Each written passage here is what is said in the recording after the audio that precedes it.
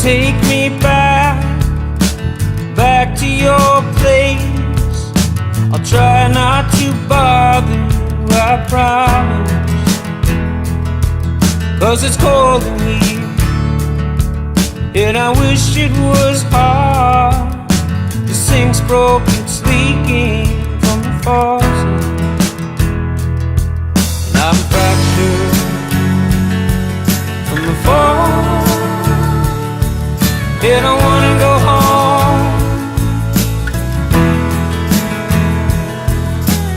It takes two when it used to take one.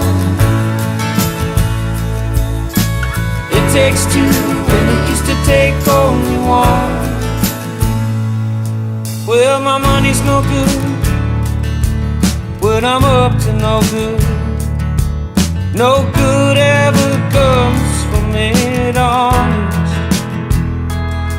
I got a really good heart, I just can't catch a break. If I could, I'd treat you like you wanted me to, I promise. That I'm fractured. So therefore, on your behalf, with the power vested in me by the laws of this country, I now declare that Ian and Alicia are husband and wife. Ian, you may kiss your bride. And a big round of applause, ladies and gentlemen. And I wanna go home.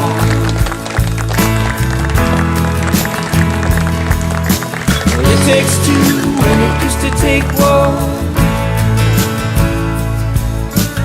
It takes two when it used to take one. It takes two when it used to take one. Alicia, on this special day I give to you my promise to stand by your side through whatever life may bring. I promise to love you without reservation, laugh with you and cry with you, comfort you and grow old with you. This is my wish and my promise.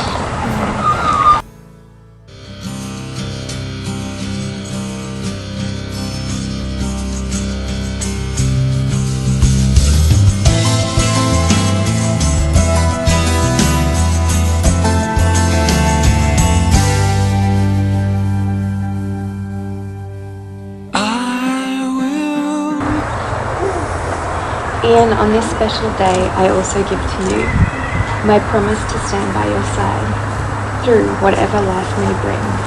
I promise to love you without reservation, laugh with you and cry with you, comfort you and grow old with you. This is my wish and my promise. Don't ask how, don't ask why, just fly, dragonfly, just fly, dragonfly.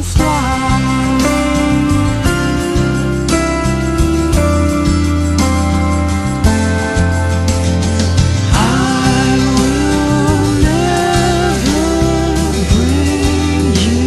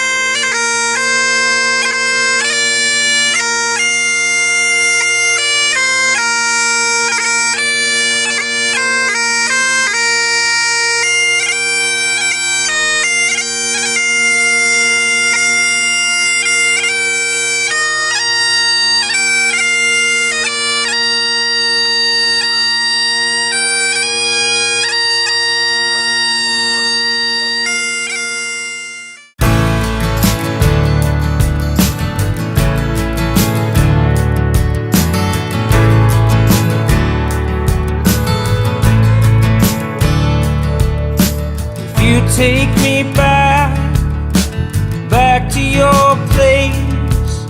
I'll try not to bother you, I promise. 'Cause it's cold in here, and I wish it was hard. The sink's broke, it's leaking from the faucet, and I'm fractured from the fall, and I wanna go home. It takes two when it used to take one. It takes two when it used to take only one. Well, my money's no good when I'm up to no good. No good ever comes from it, honest. I got a really good heart. To Alicia and Ian, very proud of you both today. It was a beautiful ceremony. Alicia, you looked amazing. Ian, I love the kilts. Your family looked amazing. Alicia, it was quite surreal watching you today. Seeing you from birth all the way through to today. You know, it's really amazing. So happy to see you happy and love with Ian. You know, I wish you both an eternal lifetime of happiness and love that I'll be there to share with you. And I can't wait for the future together. Thank you. Hi again, Alicia. Thank you very much for having me be a big part of your special day. It's been a great day. Hope you always keep having fun together. We have fun with your kids, have fun with Callan. Hopefully I'll get to see you a lot more often than we have done in the last few years. Love you both. Bye for now. I'd just like to wish them every happiness for the future. I knew from the moment they met each other that they were made for each other. I've never doubted that in my mind. They're just so connected to each other, and now they've got the beautiful Callan. I just wish every happiness for them in the future. Do you have anything you want to say to Ian and Alicia? That we love them immensely and we wish them a life of happiness together. I think the day has been wonderful. I've enjoyed every second of it. I'm glad it's almost over in a way, because now I can relax and you can relax and we can relax and we can enjoy the rest of our lives together, which is what I want. So I love you.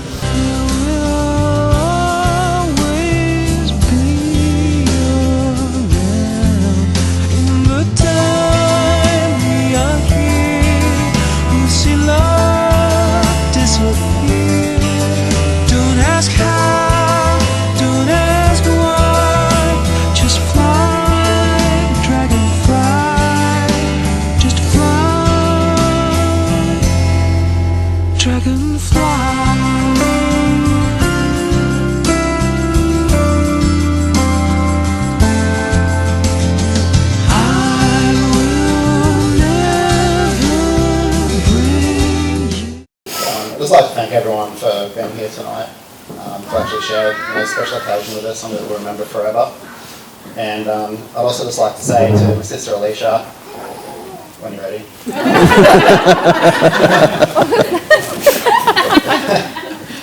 But just how beautiful you look today. You know, it's an amazing ceremony. It's been quite choked up throughout it. But yeah, I've never actually seen you glow like with more happiness than when you're with your two main men. So, great. So, I would like to get started from the brother's perspective. Well, I was just shy of 3 years old when Alicia was born. It was a quiet life. It was a simple life. However, things were definitely about to get shaken up. Despite me not talking to Mum for a week when she was born, I quickly realised this was to my benefit too. So, to be honest, I don't actually really have any memories before that point. That wasn't due to my age at the time, but rather that was when life became worth remembering. So as I've watched Alicia mature over the years, it's been quite obvious the integral role that she plays in my life, and one that I could not live without. She's not only just acted as my best friend, but has taught me and guided me through various aspects of my own life, even to this day. But it wasn't until further thought that I realised Alicia has always been a teacher to me, even through our childhood. For example, teaching me humour, as I would beat up, honour, sorry, not humour, teaching me honour, as I'd beat up any kid at school who would upset her. Teaching me teamwork, as she would stand up to mum for me every time I got into trouble. Teaching me patience, as she stomped on my brand new remote control car for not giving her a turn. And teaching me true laughter, as I held her back centimetres from the toilet door, tickling her till she's about to wet her pants. But now as adults, Alicia continues to show me different paths, options, and advice for attaining her own higher education. And also unspoken traits such as determination, strength, and resilience, just by the way she conducts herself through life.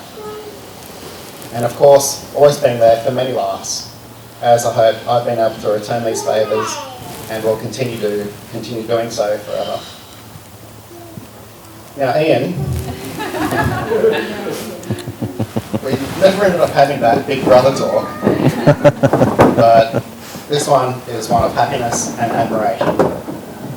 So I admire how you provide a life and lovely home for your family. I admire your motivation through education and your intelligence. I admire the father you are to gorgeous Cullen. But most of all, I admire the way you make Alicia laugh like I've never seen, giving her comfort, security, happiness, and filling her heart with true love. Thanks, man.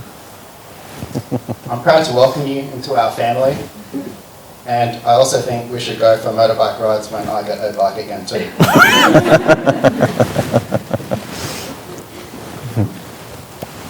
So I'm so happy and proud of you both today, exchanging the loving vows of marriage, and for blessing all of us with the most beautiful life of your baby son, Cullen.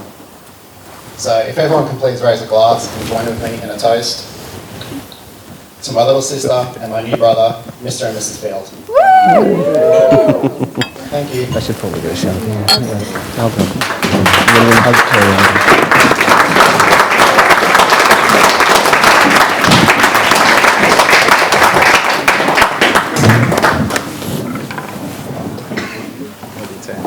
Thanks, mate.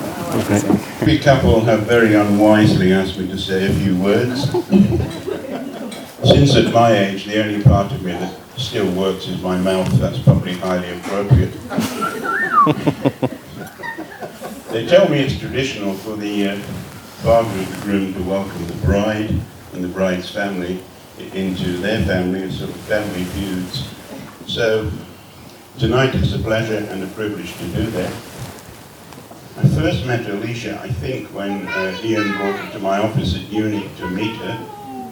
And within the first 10 minutes or so, I formed an opinion of Alicia that hasn't changed in the last 2 years. She's the most honest, open, genuine person you'd ever want to meet. She's also very beautiful, if you haven't noticed. How the hell Ian ever got her to marry, I have no idea. And you're welcome as well into our family.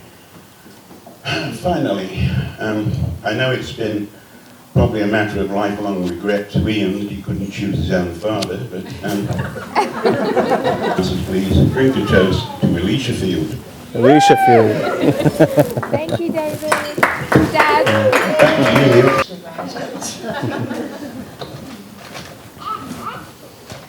Hello everyone, my name is Ashley and I'm happy to be here tonight to celebrate the wedding of my dearest friend Alicia to her new husband Ian.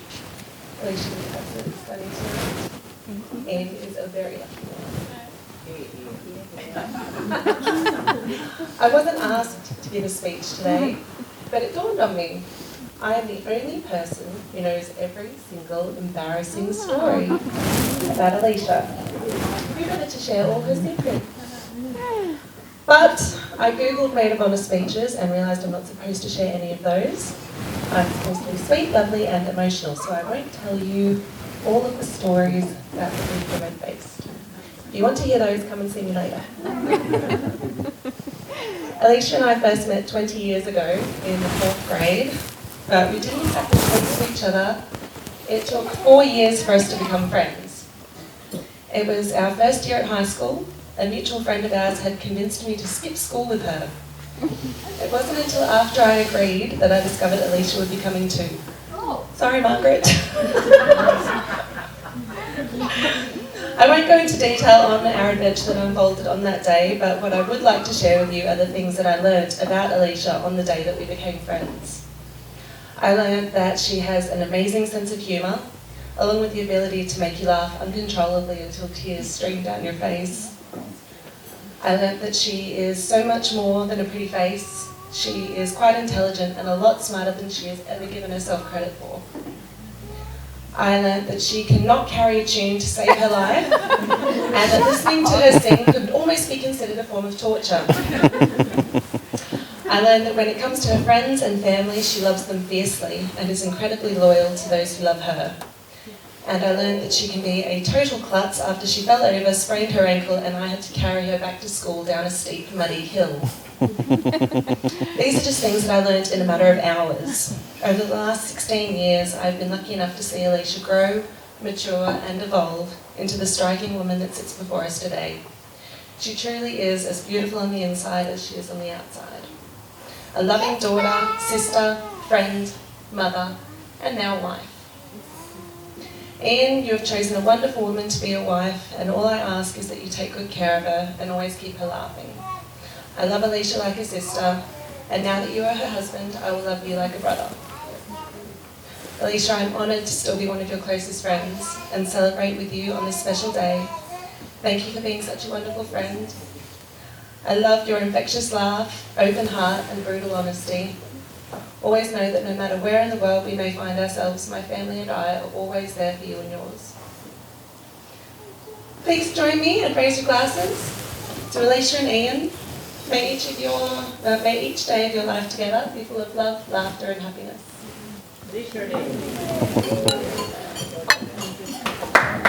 Unfortunately, I only have a lecturing voice, so you'll just have to put up with that. Tell me about it.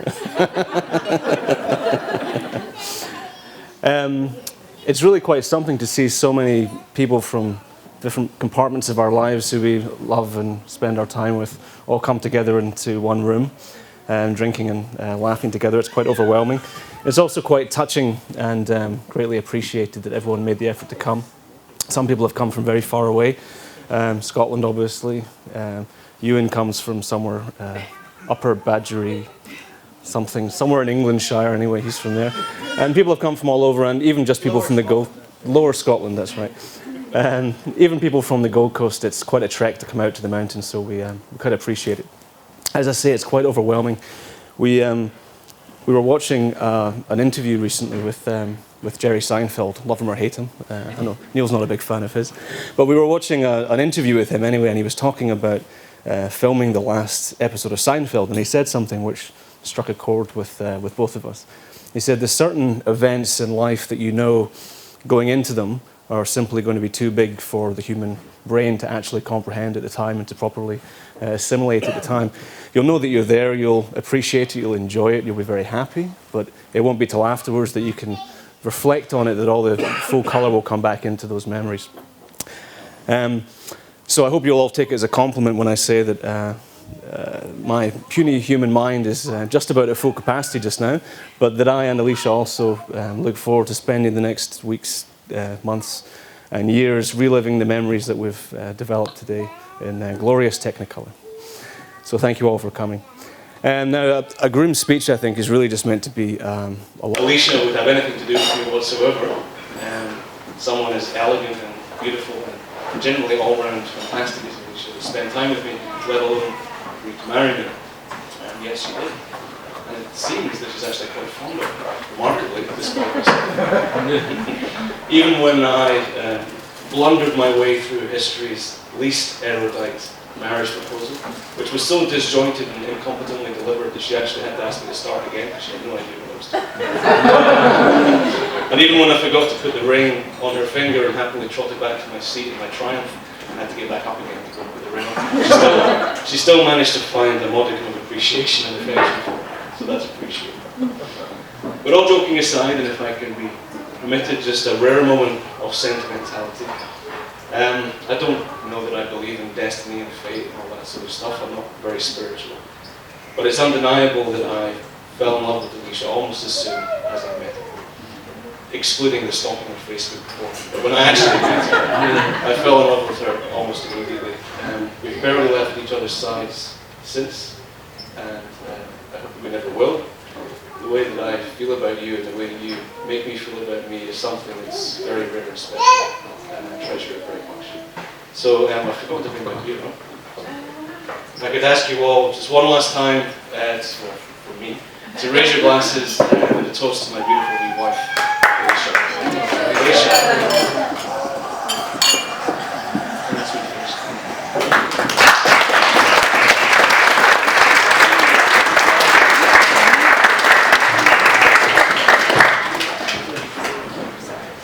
Now, there is some food being delivered, but we're just going to crack on with the speech from the lovely Paul Field, who is the elder brother of the groom and the best man. Sorry, younger brother. Good evening, everyone. I think we've had enough mushy stuff now, haven't we? No? Firstly, Ian, thank you very much for introducing that day on. A great day. Enjoyed it, myself. As Ian said, he was my best man 13 years ago, so I was so delighted when he asked me, and I was out here in November last year, to be his best man. Now, apparently I'm meant to share a few stories about Ian as he was growing up. Don't really want to disappoint, so let's see, he was born August 1977, and when I explained this to my daughter yesterday, that he was 37, she couldn't believe it. And actually I was quite flattered by them and actually asked me if I was the younger brother, but that was just earlier on today. I do remember a few things in the early days of the end. I remember waiting at a railway station when he was born with Nan and Grandad. Actually, Mum and Dad were in the hospital. Also remember playing in the garden at Greenheads Road. We had a little red tractor with a yellow trailer on the back. And Ian always liked to play, so he liked to sit in the trailer in the back. Watching my knowledge of physics and centrifugal forces weren't so good at the time, so when I went in the corner, he would come flying out of the trailer. Not to be put aside of this, I'd just pick up, put him back in, and the same thing happened again and again and again. But he still carried on. Also then, at Greenheads Road, we had a climbing frame. This Ian used to perfect his target practice. He had a love of climbing and a love of winding people up from a very early age. So apparently he would climb to the top, dangle from the top, then shout and scream for help. Then he'd wait until people were almost close enough to help him, then just drop. Apparently he found it funny. Also he had a habit of leading what he called a 1-2-5 wee-wee. For those of you who don't know, in the UK, the fastest trains at the time were called 1-2-5 intercities.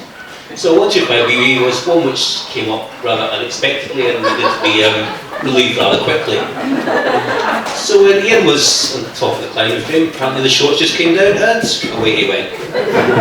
Now for a wee toddler, this might always be cute. Always acceptable. Later in life, the defecating out of tree incident. Now we really don't need to go into that, do we? No? Okay. Oh, go on. No. I think you got the gist of it.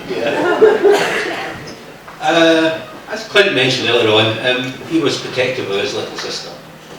At school, my slightly vertically challenged brother did have a habit of winding up bigger boys. He'd run around to annoy them, chase them, until they started chasing him. Then where did he go? Yeah, he came and hid behind me. So, me being the protective big brother, obviously the only person that hit him was me. They always came off worse, so glad I could help at that time. And even after Ian has grown up, he still needed the occasional bit of help. Drink may have been involved in some of these instances.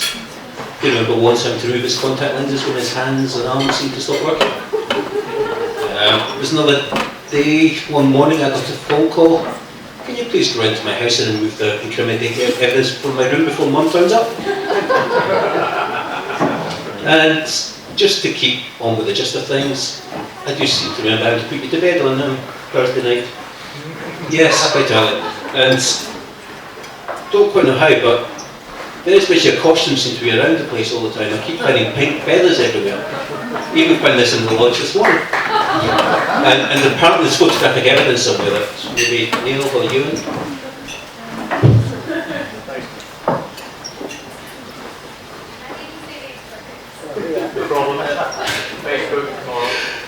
Okay, coming back to a bit more serious stuff. It wasn't until Ian left school that I maybe had a slightly less than fulfilling job that he started to become more academic. That's not to say he didn't do well at school. He did do well at school, passed all his exams, got good grades. But after his first job, he went off to university, to Napier University, and did a degree in law. Came out in the first class. Then shortly after that, he went to Nottingham, I believe, to do a second degree, second course. Of course, I thought he was just trying to catch up on the number of qualifications I had. Turned out, nope. He then decided to move to Australia and do another 2. So he became the second member to get a PhD, shortly followed by my dad, and third member of the Field family. No pressure at all for our children now. Academic life does seem to suit him. He's enjoying it, and he's doing well. Now that he's settled in the career, during my last couple of trips here, it's great to see that he's settled down with a lovely family. It's great to see you two so happy. It's really nice to see you mucking about together, playing together, being silly together. Obviously very much in love and having fun. That's the most important thing. Keep doing that, keep being silly, keep having fun. Also it's great to see you doting over your children. Playing with them, singing songs to them, running around after them, disciplining them. And Frida really does love you, obviously. And I'm sure in due course Callum will as well. You've always been a brilliant brother. You always give me a hand when you can. You're always willing to help, to listen, pick me up when I need it. Thank you for that. I'm lucky to have you as a brother. And my 2 children are very lucky to have you as an uncle. They both absolutely adore you. So, can I ask everyone one last time, please be upstanding, raise a glass to Ian and Alicia.